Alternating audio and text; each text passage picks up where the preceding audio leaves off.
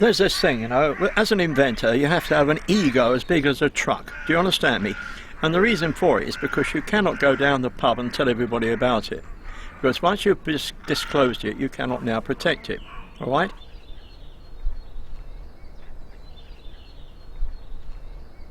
I mean, you can always say the most wonderful thing that ever happened to me was when I first fell in love with myself. Do you understand me?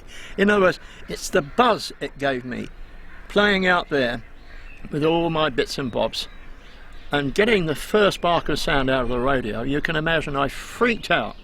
And in fact, my first radio, believe it or not, that tree there, I had a bucket of water which I wound up that tree, right? As it slowly descended, it pulled on this gearbox which drove the dynamo, which drove the radio. Somebody said, how long's the radio run, Trev? I said, how tall is the tree? You know.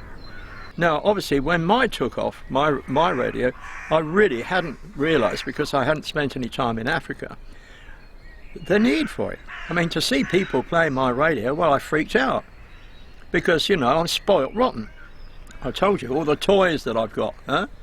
I mean, your problem, my problem is, damn television upstairs isn't working. I mean, what a problem to have. But if you go into the darkest Africa and see people standing around one of my radio, you think, gosh, you know, and it was a great honour, you know. If I wind this up, okay, see?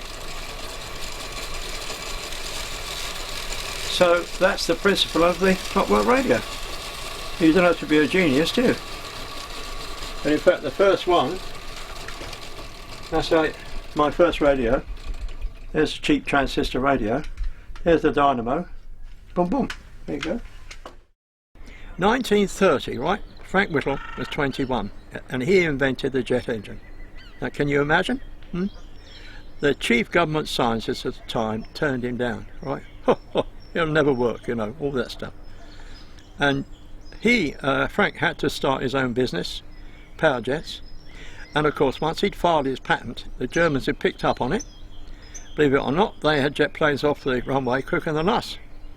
Now, if we'd listened to 21-year-old Frank Whittle in 1930, World War II could have been World War I.5, because our brave Commonwealth pilots would have been flying jet planes and not Spitfires and Hurricanes. Do you see what I'm saying? Just how one person can change all our lives, and that's really what it's about. That's on.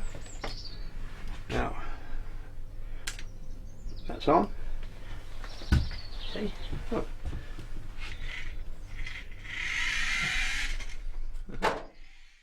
I mean, to give you an example, there was an extraordinary story that came out about 6 months ago.